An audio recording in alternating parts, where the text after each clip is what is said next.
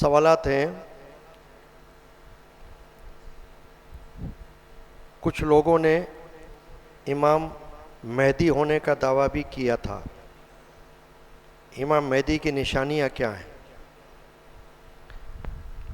امام مہدی رضی اللہ تعالی عنہ کا حدیث پاک میں ذکر ہے، اور ان کی نشانیاں جب تک ہونا اس وقت تک کسی کا دعویٰ قابل قبول ہو ہی نہیں سکتا ہے. امام مہدی ہونے کے لیے اہل بیت میں سے ہونا لازم ہوگا،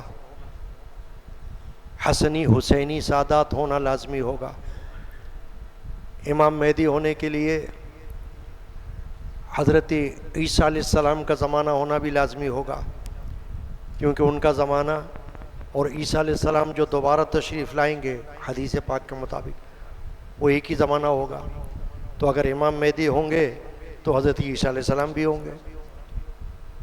تو اگر کوئی آج دعویٰ کرے گا امام مہدی ہونے کا تو غلط ہو جائے گا، کیونکہ عیسیٰ علیہ السلام تو ہے ہی نہیں. دجال کا زمانہ بھی وہی ہوگا. تو امام مہدی، عیسیٰ علیہ السلام، دجال، ان کا زمانہ ایک ہونا یہ ضروری ہے. پھر امام مہدی ہونے کے لیے ان کے والد کا نام عبداللہ اور والدہ کا نام آمنہ ہونا بھی ضروری ہے. نبی اکرم صلی اللہ علیہ وسلم نے حدیث پاک میں نشانیاں بتائیں.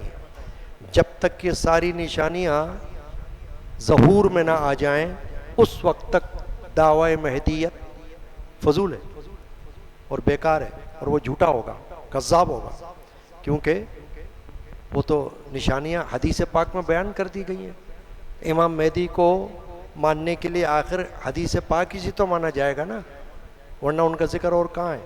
تو جب تک وہ نشانیاں سامنے نہ ہوں امام مہدی کسی کو کیسے مانا جائے گا؟ تو یہ محدثین نے اس بارے میں یہ فرمایا ہے کہ ممکن ہے کہ امام مہدی جو ہیں وہ حضور غوث پاک رضی اللہ عنہ کی اولاد میں سے ہوں، کیونکہ حضور غوث پاک بھی حسنی ہیں، حسینی ہیں، اہل بیت پاک میں سے ہیں. تو ممکنات میں سے ہیں کہ جو نشانیاں اور صفات حدیث پاک میں حضور نے بیان فرمائی ہیں، ممکنات میں سے ہیں کہ حضرت امام مہدی رضی اللہ تعالی عنہ جو ہیں، جو خلیفہ ہوں گے، وہ حضور غوث اعظم کے اولاد میں سے ہوں. تو ممکنات میں سے. بہرحال نشانیوں میں یہ نشانیاں میں نے بیان کر دی، یہ امام مہدی ہونے کے لیے ضروری ہیں، اس کے بغیر نہیں.